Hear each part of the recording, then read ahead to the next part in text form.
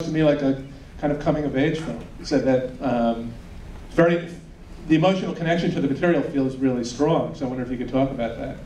Well, that's exactly what drew me to wanting to do it. I thought that the conceit of Lindquist's story, of John Lindquist, who wrote the novel and wrote the screenplay to the film that was beautifully directed by Thomas Alfredson, that it was really, on the face of it, it was a vampire story, but really that was a metaphor for the horror of adolescence and pre-adolescence. And I really connected to that story. I was bullied when I was young, and my parents went through a difficult divorce, and I grew up at the same time, actually, that Lindquist did, except not in Sweden, in the United States. And so I thought that, that I connected to that story, and it just moved me powerfully. And I actually wrote to Lindquist, and I said, I'm really drawn to doing this. It turned out he was a big fan of Cloverfield, which I was like, oh, that's cool. But he said, I said, listen, I'm not excited about doing this because it's a vampire story. It's a fantastic vampire story, but I really connect to that coming-of-age story. And he wrote back to me and said,